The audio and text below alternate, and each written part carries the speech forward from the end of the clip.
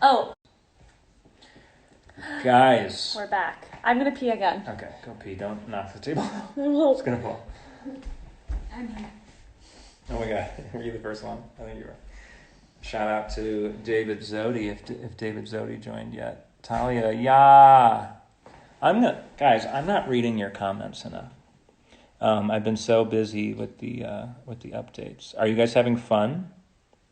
Are we having a good time? Yes. Thank you. Thank you, producer. Having a good time. They're having a good time. Good. Our producer, Liesel. Shout out to Liesel Johantgen over there. She's like keeping an eye on questions to ask, which has been essential because it's been tough because you're so far away on this little phone. So it's been hard to read your questions. But again, I'm going to stick around after the sinking and talk about the Titanic all night if that's what you guys want to do. This is my favorite night of the year. And so, yeah, hopefully this whole ship sinking illusion is working. Talia and I are texting saying that this has been one of the highlights of the quarantine thus far. Thanks, guys. I hope everybody is surviving well. This has been one of my highlights of the quarantine so far as well. Follow Katie if you don't already. Follow James. And then I'm actually, it is time for an update. You're right. So guys, I have 1 second. Sweating. So just remember this dog if it gets too sad coming up. Well, that dog dies. So. What? Fuck! No, don't remember the dog. I thought this was when I lived. So, guys, 1:50. I got an update. 1:55 a.m. A thunderous roar from the ship is heard as everything not bolted to the floor, from tables and china to enormous boilers and tons of coal, begins sliding forward. There is reports that pretty much all at once, everything in the ship started to slide forward. There's a moment in the tilt where you can no longer stand up without falling, and that happens to objects and it happens to people. And so it's around this time where people are starting to fall and slide. And in the movie, this is a big thing. In the movie, the ship's angle. This is hard because we're. No, I'm acting it out. So if this is upright. Actually, this isn't bad. This tilt is pretty accurate to how much the ship would be tilted by the time that it starts to really sink. In the movie, it's really, really tilted. And in James Cameron's defense, we did kind of think that at the time. Well, look at it here. Yeah, it's not too crazy yet. It's really not that bad. The propellers are definitely out of the water. The rudder is out of the water. But in the movie, the guy jumps off and he hits the propeller and he goes all the way down. Best part of the movie.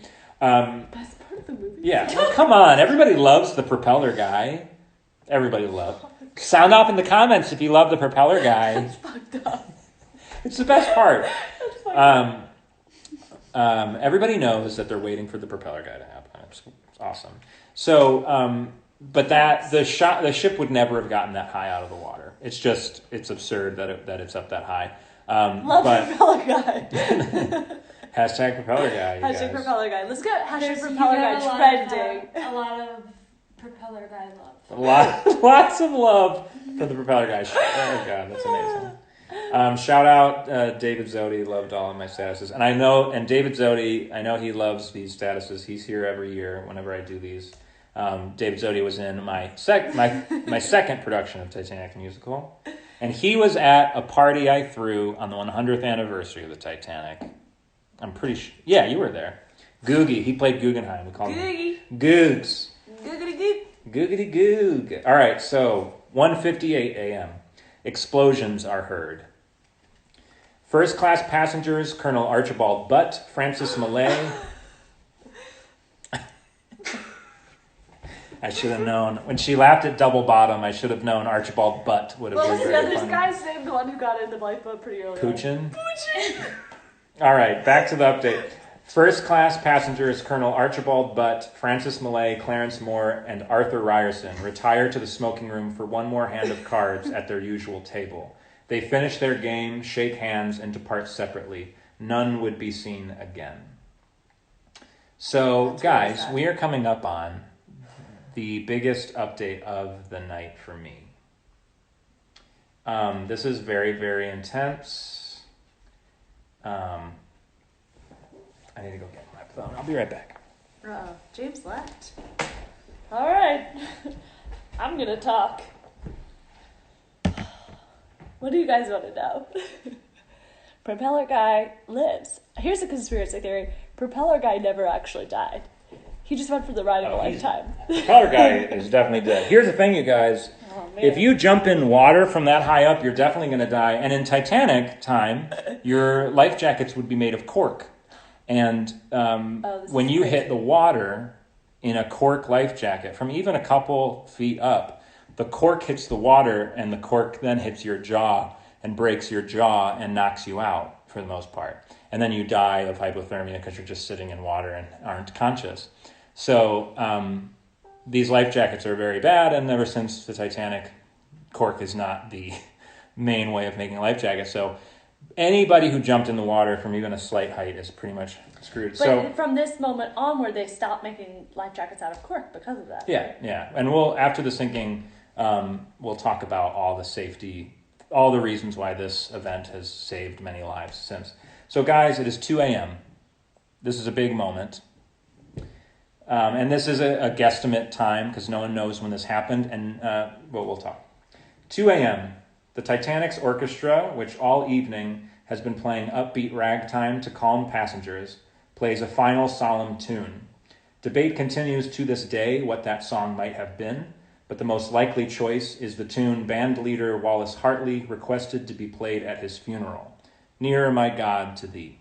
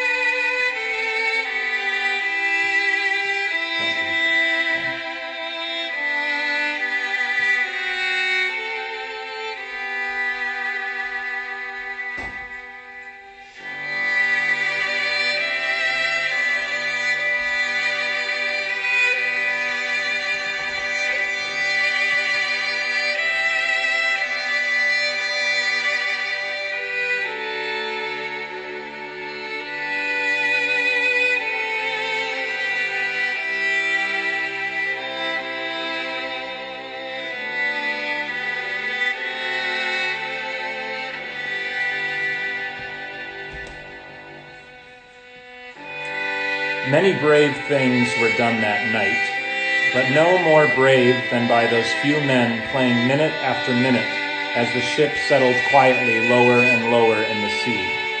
The music they played served alike as their own immortal requiem and their right to be recalled on the scrolls of undying fame. Lawrence Beasley, second-class passenger.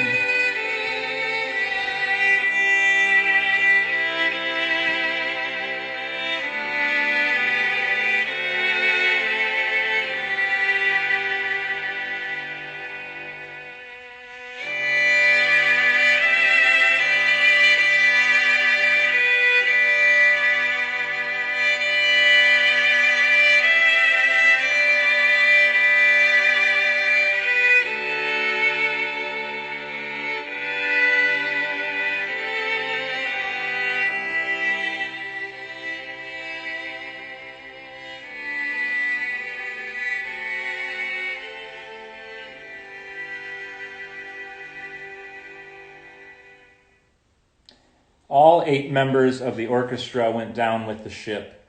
Their families were billed the cost of their lost uniforms.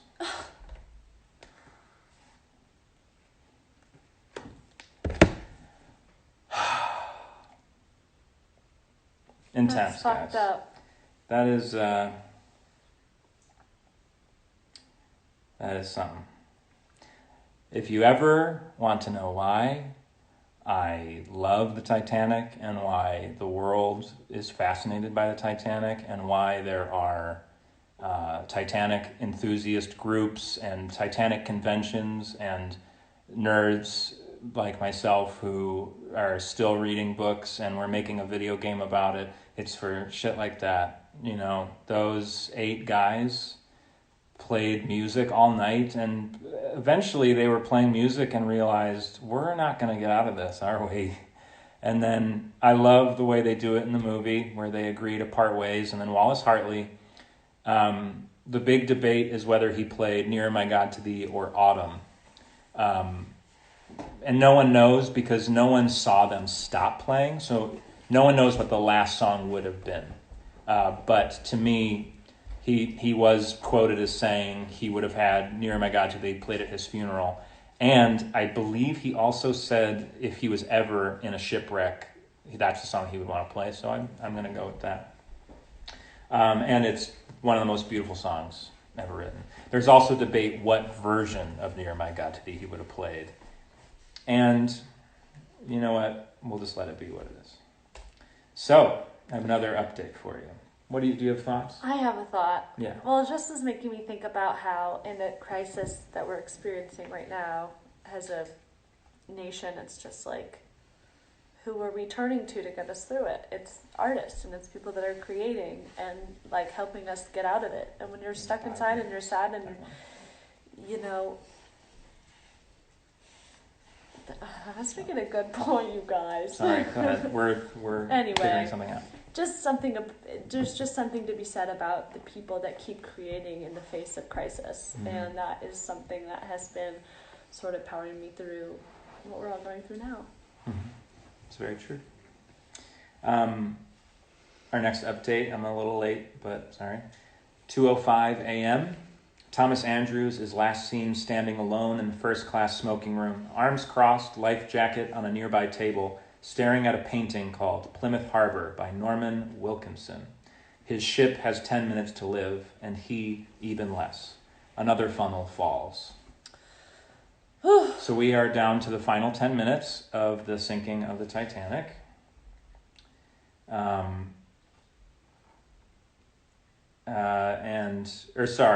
Oh, wait, we've got 15 minutes. I did the math wrong in that one, you guys. I got to update. Hold on. How many people are still on board, approximately? His ship is 15 minutes. Right? Is that how you spell that? Darn it. 15? Yeah. Do you have to do a dash for 15? Mm-hmm. Anyway, sorry, I messed up. Start over. Let's start the whole thing over. In terms of people still being on board, there's a lot of mayhem going on around lifeboats A and B, which are way down by the first funnel. By this point, they should be pretty floated off, and everybody should be clamoring all over it. The ship is basically in the water. Yeah, and it's very heavily listed to port. I'll just let it. It's hard to know what the ship would be like right now. We're going off of so many different times. We're just going off of a lot of different times, so it's hard to know like how we made this versus how I made this. But at this point, there's still about 1,500 people on the ship, right? Yeah, I mean, the 1,500 people that will die are still on the ship, and the roughly 700 people. This is the where the YouTube simulation is at. Yeah, so you can see it's still like manageable. It's curious. I'm actually very interested to see how this times out with that. I'm wondering how it will end up. Because the ship is going to very quickly lift itself out of the water, and then it's going to split, and then that's going to be what sinks it. In the movie, this is like, I don't think this is right, because there's the based on what I've been doing with this is a couple years old at this point. Yeah, right? This is a little bit older, and I have a different set of documents than they do, and like I said, it's a lot of it's up for interpretation. But with the way this is, both lifeboats A and B. And look, the first funnel hasn't fallen yet. Like I don't know. I think we're on different timelines. So let's. This timeline's different than ours. Yeah, but she'd be underwater. Yeah, this is like 20 minutes ago, maybe 10 minutes ago. So you guys, we're coming up on quite a significant thing. So should I fast forward? You could if you want, but yeah, that's more like what we're at right now.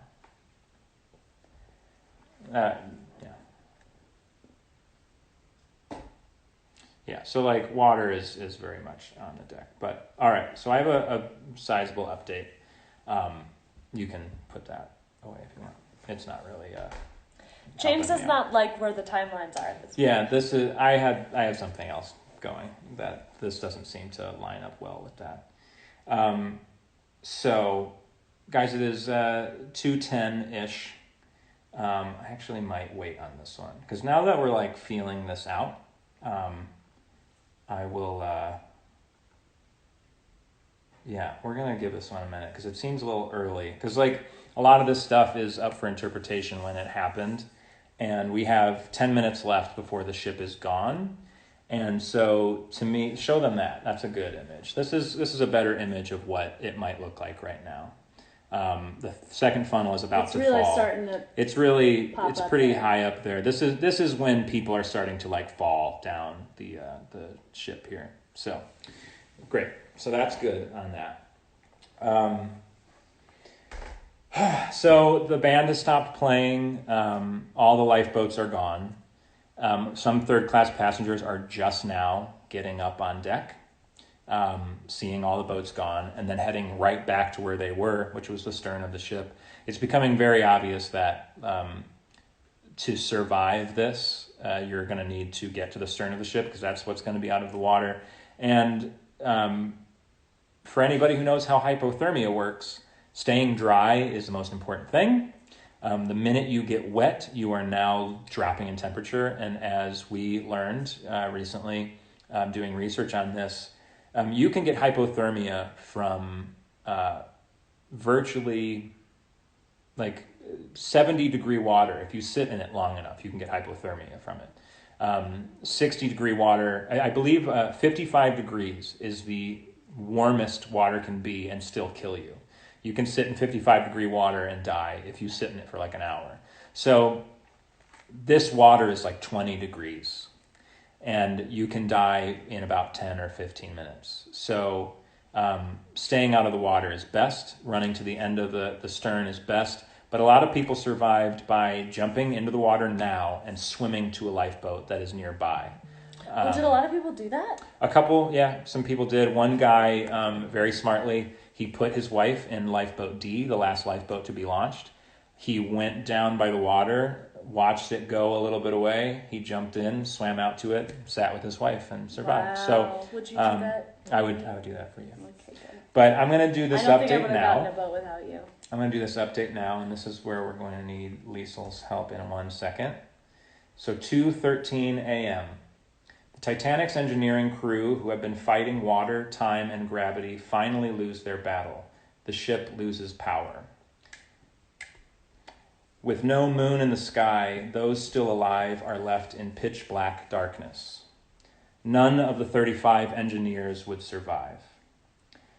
So you guys, I know you can't see me now, but we will do the rest of the sinking in darkness. As I mentioned a couple times tonight, there was no moon in the sky on this night. And so if you've ever been out in like the middle of nowhere. Turn the brightness down on your laptop. Yeah, I guess that's true. You can't see it. It's okay. So unless you were, if you've ever been in the middle of nowhere and there's no moon, it is so black, it is terrifying. Apparently, if you were in a lifeboat watching the Titanic sink and you looked at your own hand, you would not see it. The only thing you would see is the silhouette of the stars behind your hand. You wouldn't see those. So it is black as could be. And if you are in a lifeboat, you are terrified because all you can hear are screams And if you are still on the ship, you are terrified because you don't even know where to go anymore. And a lot of people in the lifeboats thought that the ship sinking would suck the lifeboats down with it, right? Yes, there's this big thing that when the ship goes under... Oh, darn, I didn't press enter. When the ship goes under, because it's so big, there's going to be a lot of suction. And that's like possibly true. It turns out that that's not going to happen. As Chief Baker Joggin noticed, he jumped in the water and didn't even get his hair wet. So it's very, there was no suction, but a lot of the lifeboats rowed away because there'd be so much suction that they'd get sucked down. But I have another update for you. So we posted that last one at 2:13. That seems like a good time for the lights to go out. 2:14, more gunshots.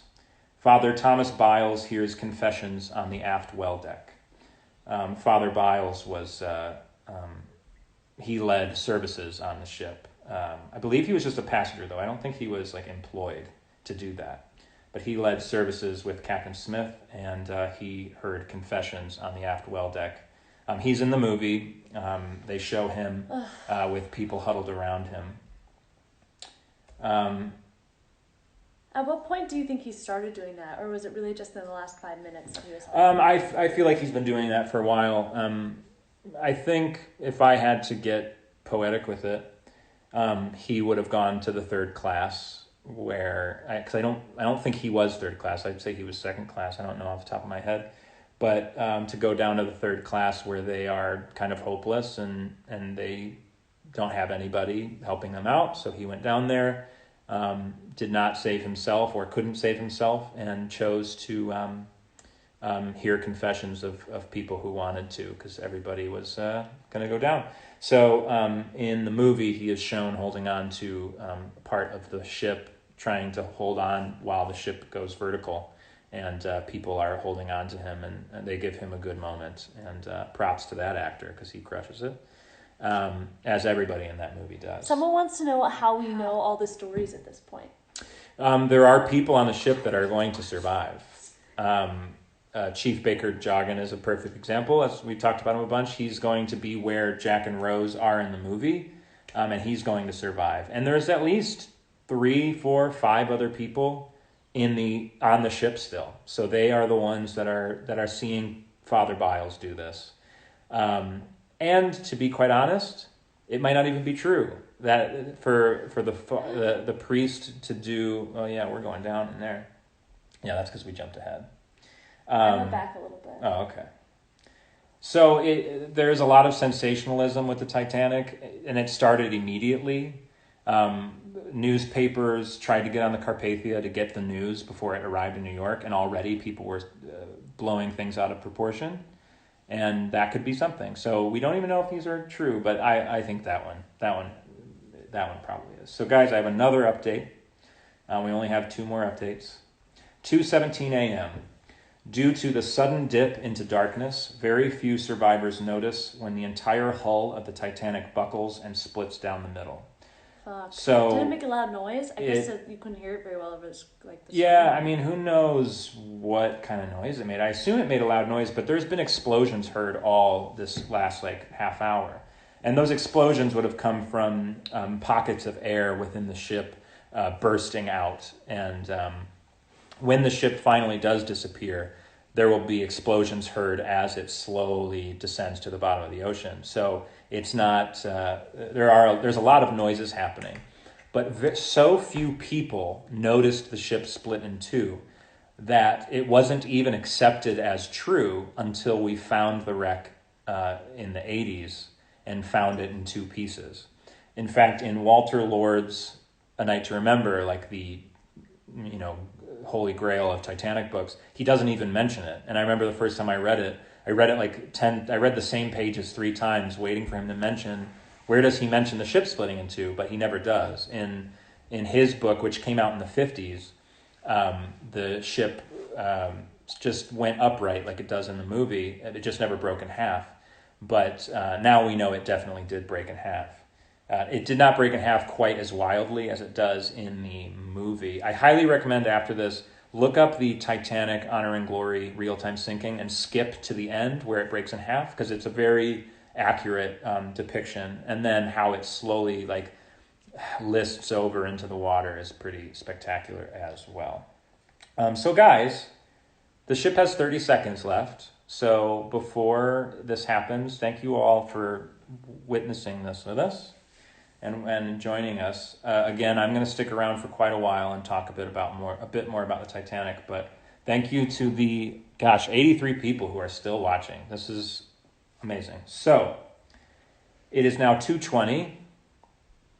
So I will post my last status right now. I have more to post, but this is the last important one. 2:20 a.m. The RMS Titanic disappears into the calm Atlantic. 1,496 lives remain in and around her. The other 712 wait in lifeboats for the Carpathia, their night far from over. So the ship is gone.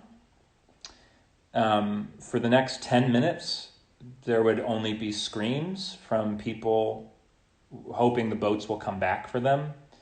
And one boat will. The others choose to stay away from the crowds of people trying to save their lives, and it's not inaccurate. They will all get pulled under if they do go back. The only lifeboat that does go back is lifeboat 14, and it will go back once the screaming kind of dies down, and by the time they get to the site, pretty much everybody will have passed away. How quick? Because everyone dies in about 15 minutes or less. And especially if you've been in the water for a while. I mean, 15 minutes would be the people who were still on the ship as it finally disappeared, like Chief Baker Joggin. He would have about 15 minutes. But if you jumped in the water earlier, you might already have hypothermia, and you may have already passed out. So everybody's not doing too well. In the lifeboats, there's a lot of arguments going on right now about whether to go back. Well, probably the most famous one is the Unsinkable Molly Brown, as she is known. She gets in an argument with Quartermaster Hitchens, who was our guy who was who was steering the Titanic at the time of the collision. He was in charge of the boat, and he was telling them that they will not go back. They'll get swamped and everybody will be in the water. And Molly Brown is insisting that they go back to help people. And they get in a shouting match that ends with Molly Brown yelling at him so much that he kind of crawls under the seats and just sits there for the rest of the night. They don't go back, but Molly Brown really gives it to him. In the movie, he really gives it to her, sadly, with the greatest line in the movie. There will be one less person in this boat if you don't shut that hole in your face. Why is that the greatest line in the movie, James? It's the delivery. That's not a good line. The guy's delivery is the best brilliant. line is, my fiancé. My fiancé! Yeah. And with that, let's turn the lights back on. Yeah, let's get the lights back on. My fiancé! So guys, we're up to 89. Guys, I want to get up to 100 before we get out of here. So stick around. How far away is the Carpathia? So the Carpathia will arrive in about 4 hours. You guys want to stick around till then? Sorry, that's not true. The Carpathia will pick up the final survivor in about 4 hours. So. Oh well, when do they first arrive? But I think they pick up their first. I can tell you right now. Let me get out my little guy. A lot of people, James, have been saying thank you. Oh, guys, thank you for sticking around. Also, we're 9 people away. Our highest view count so far is at the end. At the end, I didn't think that would happen. We're so close to 100, you guys. We've had more than 100. I know at least 8 people that have gone to bed. Oh, okay. But if you guys, everybody, I'm sure that there are 2 people who didn't let me know, and is telling us goodbye. Yeah. We love all of you. Thank you so much. Those of you who want to stick around and hear more stories, James is not exaggerating. He will talk for hours, and I'm still up. Yeah, we'll stay around for as long as we can, and then when Katie wants to go to sleep, she can. I'm not tired. I mean, we've been doing this since 11:15. That's true. I'm kind of like... And we slept in today, so we could stay up. We slept in with the intention of prepping for this. Yes. So I'm still trying to find. Okay, what time. I'm gonna return the phone. No one's thanking me. So Thank guys, you to producer Liesel, everyone. Oh yeah, producer Liesel. Has been No one sitting is thanking over me. here. Not even showing me. Oh, by the lamp. Yeah, I had a big part. Running the lighting. No one is doubting that you had a huge part in this, producer Liesel. Guys, it looks like the first boat would have been picked up. Maybe Guys, 2:30. No, that's not right. people are saying thank you to producer Liesel. Nailed the whole thing. So I'm getting so many claps now. Sorry. No, it's okay. You guys should follow Liesel. Yeah, follow I actually Liesel. don't. I post about once a year. She posts about once a year. Yeah. It's not over yet. Macrodoses and production value, says Tom. So, to answer that question, so the Carpathia comes to the Titanic, to the I'm area. gonna stoke the fire. Yeah. What was it like get when the that fire. double bottom hit the bottom? Yo, when that double bottom hit. Oh boy. So, the Carpathia, I don't believe they picked up anybody until there was some daylight. A big reason that they were able to find people as quickly as they did is Officer Boxhall, 4th Officer Boxhall. He had green flares in the lifeboat that he was in, and he was waving these flares to get attention from the Carpathia to get them to come over. So I believe his lifeboat was the first picked up. I don't know what time. Maybe somebody in the comments do, but I would say about an hour or two later, maybe 2 hours later. It was 4 hours later when the last boat gets picked up. I do know that at about 6:30, Officer Lighthaller would have been the last person taken aboard. But that I don't know as much about those details. But and then I saw in the comments there was, where is the Californian? The Californian is still sitting in the same spot. It was surrounded by ice all night, so they haven't been doing anything. No, they have. They have nowhere. They're surrounded by ice, so they haven't moved all night. They were going to wait till the daytime. They stayed that close the whole fucking time. Yeah, Did they ever go back? They ended up going there once they got the message in the morning. But one of the crazier things is we believe that one of the officers on the Californian saw the ship sink, because he describes that he saw a ship, and he tells his fellow officers, look out there, I see a ship, but it's funny, the lights of the ship look like it's way out of the water, and then it looks like the ship turned and disappeared and sailed away. But it's really just probably because the ship disappeared. So it's... Doesn't it kind of feel like we're staying up late and telling ghost stories? Yeah, it's ghost story time, guys. I can't thank you guys enough for being here. 75 people are sitting here at 2:30 in the morning. So guys, for reference, oh yeah, you might be in California. This might not even be a big deal to you. No, I'm just kidding. But guys, this is a big moment. So I'm done doing my updates. I have one more update to post that I always post, a little thank you. And I have a quote that I'll share with you, and then I think we can officially end this for now. And I'll keep talking, so about now, the screams of all the people in the water would probably be dying out, because that's how quick hypothermia would sort of knock people out. And then, of course, slowly it wouldn't get any better. But yeah, so it's right about now where you would... that this is about as long as you would have had to find an object and get on top of it and get your body out of the water, because even your wet body in cold air will retain heat better. You can't see shit. Yeah, you can't see anything. And you're feeling the most excruciating pain of your life. So it's not like you're like, oh, why didn't they just find a door and crawl on it? You can't see the door. People are screaming, and you're in the worst pain of your goddamn life.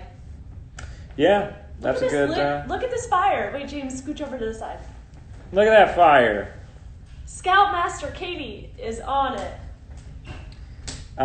So I'm posting my last status for the night, and of course we will stay here. But I do want to share with you a quote that was shared with me this week by a friend of mine, Matt DeWinkler. Matt is one of the guys working on the Titanic video game. He's doing the hard work. He's programming and making the ship as beautiful as it is. I would highly recommend look up Titanic Honor and Glory and watch some of their videos, look up some of their pictures. They're creating the most historically accurate recreation of the Titanic in history. And look at this fire. It's killer, This babe. is one of the biggest ones I've made. Holy shit. Okay. So Matt sent me this quote. I actually, he just posted a video. He has a channel called Titanic University, and he just posted a video, and I recorded this quote for him because he does like documentaries, and he wanted an actor to do the voice, and so I did the voice, and so. But this is amazing. So guys, I think the Titanic is one of the most important events in human history. It's the most interesting for sure, but it's extremely important because it, like we've talked about, nothing really bad has happened up to this point since the Civil War. There is mankind is at an all-time high. We feel invincible and everything's going to be great. But the Titanic really woke people up to the world that we are about to go into.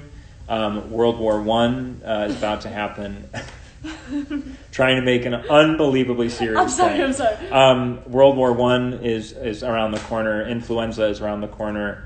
World War II, obviously.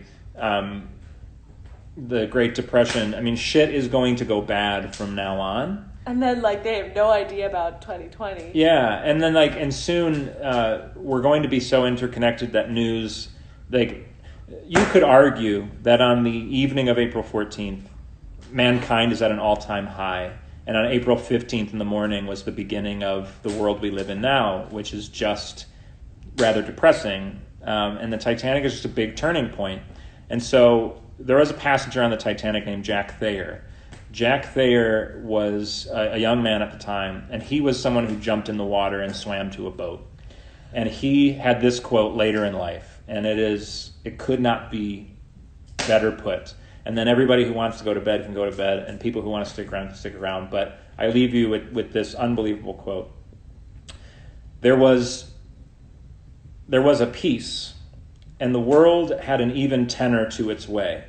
Nothing was revealed in the morning, the trend of which was not known the night before.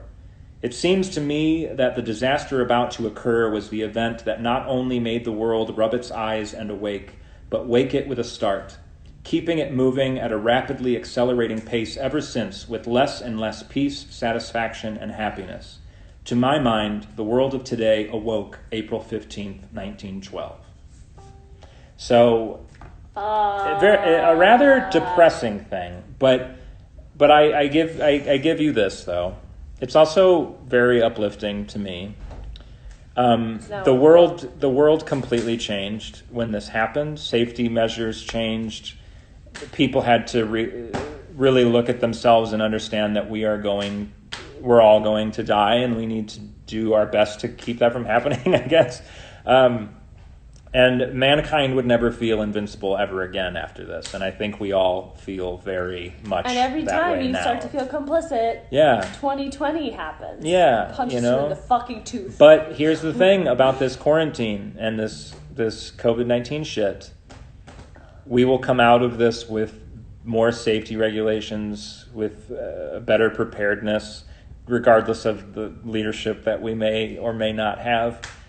It is inevitable that this will teach us a lot.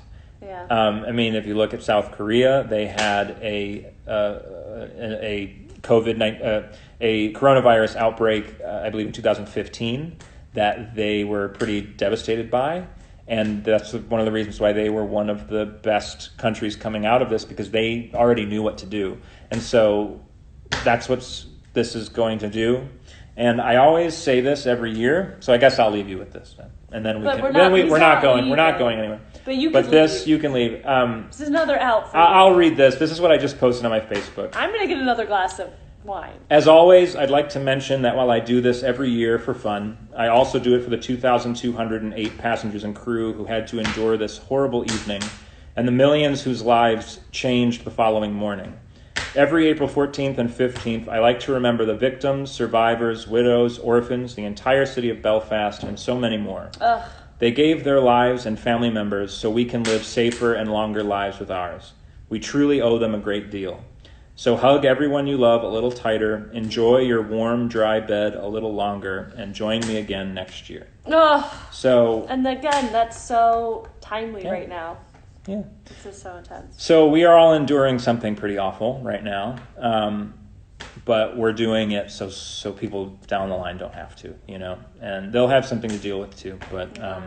But we don't have to get on a huge cruise ship and watch as our family members get separated at lifeboats and watch people freeze to death. We don't have to do that because these people did. Tucker. Ugh. And if it didn't happen on April 14th and 15th, 1912, it would have happened a couple years later. Please, can I have my bell back? The people just want one last bell ring. I think you might have to go get it outside. Did she? Which port did She threw it out the back. Yeah, it's in the middle of the yard. You threw it. Wait, Lisa, that's like an antique that I took from home. You literally threw it in the yard. Yeah, I told you I threw it in the yard. You gotta get that. I am gonna get it. All right. Our producer's gonna go get the bell, producer is so we in can trouble. we can ring out this the Titanic sinking. Wait, but again, okay. we're not going nowhere. I keep thinking of things that I want to tell you to talk about. Sure. People wanted to know more about Violet Jessop, the woman who was on Sure. like a bunch of ships and survived all of them, which Yeah. is Yeah. cool. So Cuckoo Crazy Cocoa Puffs. Violet Jessop. Where's the musical about her, huh? Yeah, I know. Violet Jessop. I'll pull up a Who picture wants of to her write because it? And then cast. she's got a great pick. So Violet Jessop, yeah, she just had like bad luck, good luck. I don't know what you want to call it. This is Violet Jessop. Oh my That's God, her- she's a nurse. Yeah, that's her as a nurse. Oh, a medical profession. Yeah. Oh, yeah. Applause for our people in the hospitals who are helping out so much. So, she she was born in Argentina. I didn't know that. But she probably grew up in England. But Her birthday is 2 days after mine. the reason that she was that's cool. I gotta play her. Yeah, you should. A big reason why she was on these ships is because she worked for ships. She was a stewardess on the Olympic and the Titanic, and then was a nurse on the Britannic. So it's just like being a cursed flight attendant. Yeah, exactly. So here comes the bell, you guys.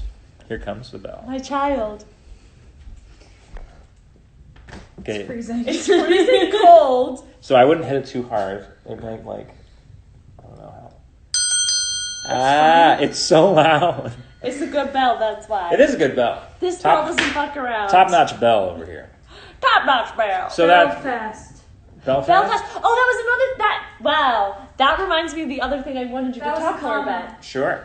So you mentioned this in your sound-off letter about the how entire city you of Belfast. specify Yeah. the city of Belfast. I think you should go into detail why So that is a big deal. the city of Belfast. Do you want me to take the bell again? No, it's No, alright. I just said he said Belfast, and then I had to Oh. ring the bell. So Belfast, Ireland, is where the ship was built and where a lot of the crew was from. And I remember reading somewhere, this is not factual necessarily, but I remember reading somewhere that when people woke up on April 15th, that there wasn't a single person in the city of Belfast who didn't know somebody who died the night before. Because just so many people were from that town.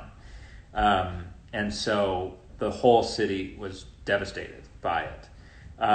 And then even more so, you guys, this is really sad, but Belfast became known as the city that built the Titanic, the most notorious disaster in shipping history.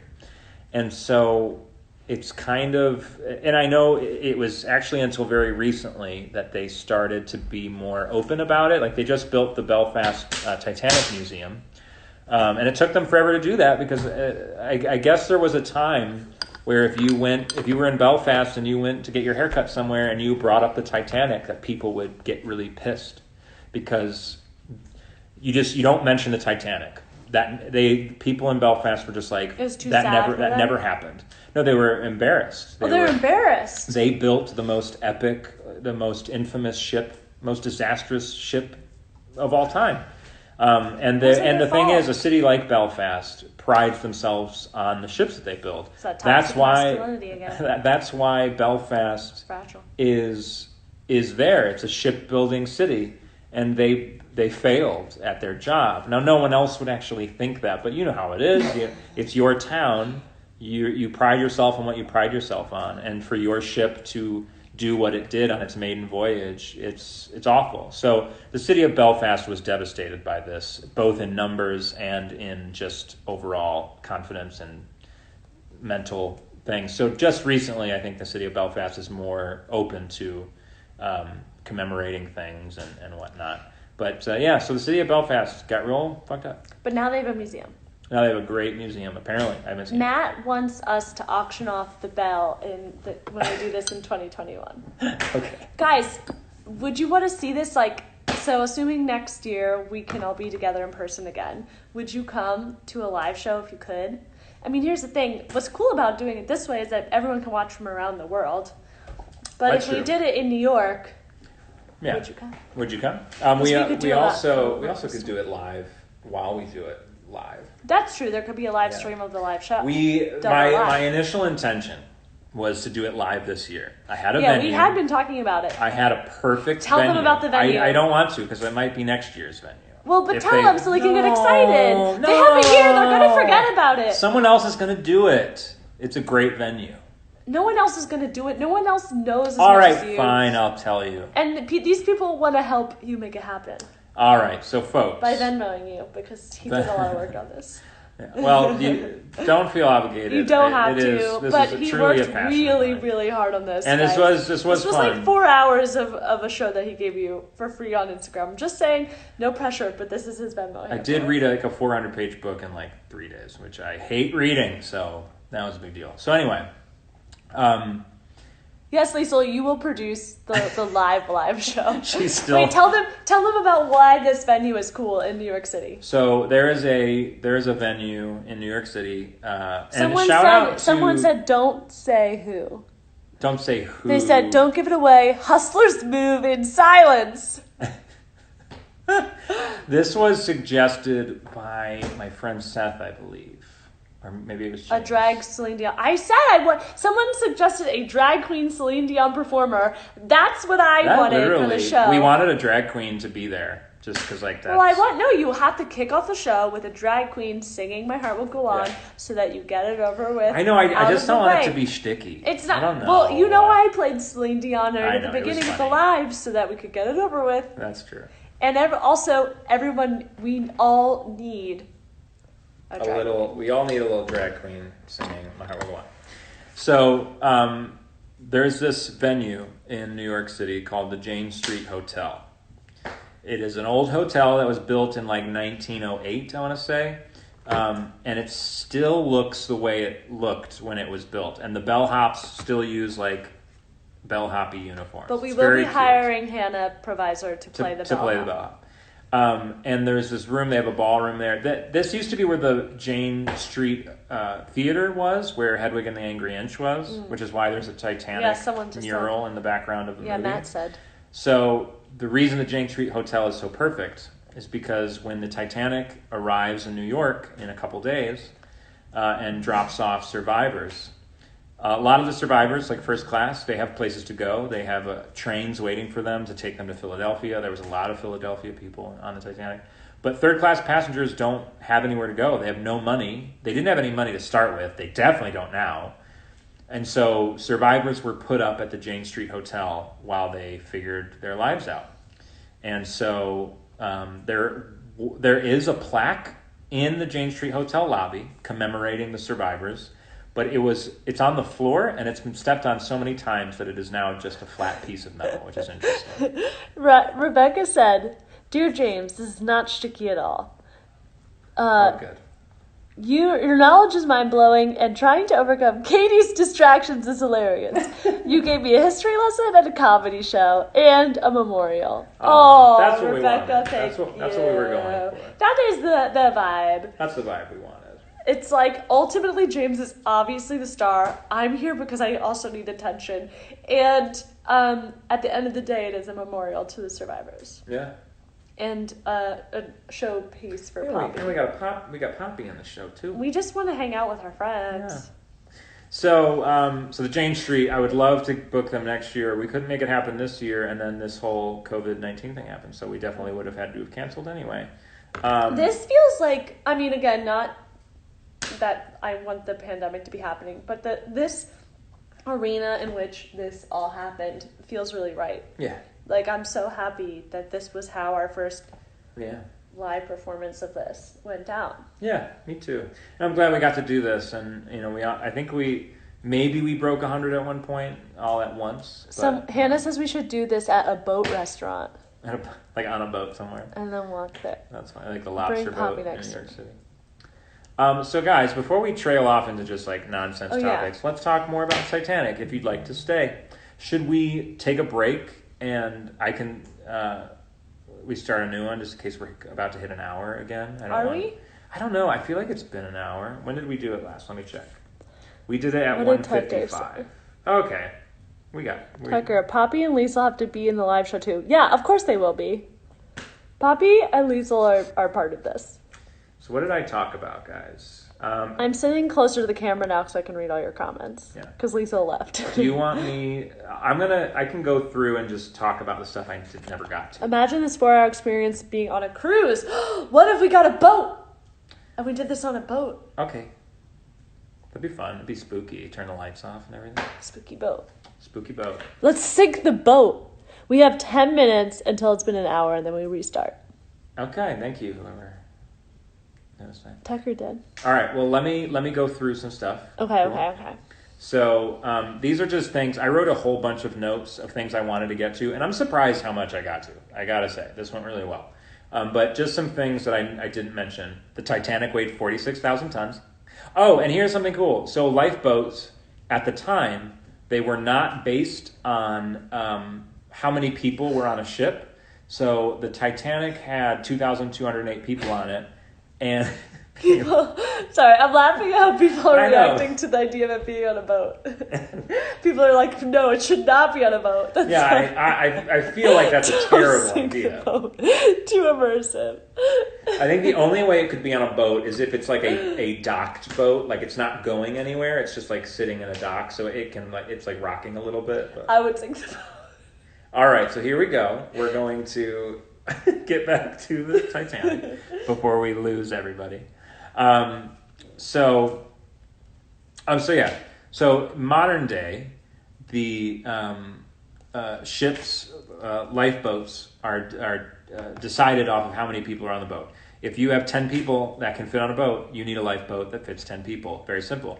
The Titanic, and here's something people don't know, the Titanic had 2,200 Keep talking. I'm reading. No, I can't focus while you're like looking and laughing at people's comments. Everyone's funny. Okay. So the Titanic had 2,208 people on it, but it had room for 3,000 people. 3,400 or something. So like the Titanic could have had way more loss of life, which is pretty outrageous. So lifeboats weren't judged by how many people were on board. They were judged by how heavy the ship was. So if the ship was 20,000 tons, they needed X amount of space in lifeboats. And the problem with Titanic was the lifeboat regulations. Look how beautiful you are. It's really good lighting. You look so good right now. So the regulations that the Titanic was operating under hadn't been updated in years. And when they were written, the largest boat was like, let's see, the Titanic's 46,000. It's like the largest boat was 20,000 tons. So the only way that I'm sorry, I can't talk while you blatantly just like laugh at people's comments. People are funny. I know. Sit up in this chair with me. Fine. Sit in your chair. I got in trouble. Like 4 times. Drink your wine. Okay. I'm back here. All right. Tell us your story. There we go. This is what I'm talking about. I can't read your comments anymore, guys. Sorry. Know that I think you're all really funny, and I was reading. We're gonna like run out of time. We'll restart it. Okay, we'll restart. I'll tell this and then we'll restart it, and you guys can join me. If you're still here, you're in. Yeah. So, the largest ship at the time that these regulations were made was like 20,000 tons. So if you had a ship that was 20,000 tons, the max lifeboats that you needed was, I believe, 16. The Titanic was 46,000 tons. But because there were no regulations for beyond 20,000, the Titanic also only needed 16. So it was like twice the size, but there were no regulations for boats that big. So that's why the ship only had 16. In fact, it had 16 and then those 4 collapsibles. So the Titanic actually had more lifeboats than were required. And so, of course, the minute that the Titanic sank, regulations were updated. Now, just blanket rule, every ship needs enough room for everyone on board. It sounds so simple now.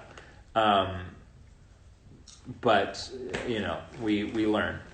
You live, you learn. So the Titanic was 46,000 tons. That was something I didn't talk about. We talked about the funnels. We talked about how the Titanic was not trying to break any speed records. It wasn't going that fast. RMS. If anybody wanted to know what RMS stands for, babe, do you know what RMS stands for? Stands for Royal Magic Ship. Oh, you were doing so well. Royal Majesty Ship. No. Royal Magician Ship. Royal Mail Steamship. Mail? Yeah. That's why it sank. Because it had mail on it? Yeah. Ships are women. Oh, Royal Mail. That's funny.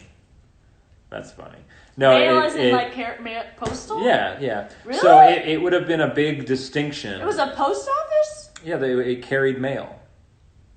Holy shit. And that was like a big distinction I didn't know to that. have. I told you guys, I'm learning something new every time. Yeah. So when you build a ship, you'll notice that a lot of advertisements for the Titanic say, "Don't read the fucking comments." Fuck you. So when you built a ship, you'll notice Titanic advertisements will say SS Titanic, which is just steamship Titanic, I believe.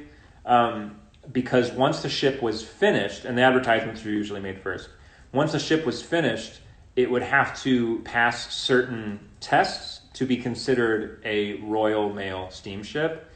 So the RMS distinction is a point of pride, and you could lose that. After like a year, you have to reapply, and you could lose RMS, and then you'd have to go back to SS or something else.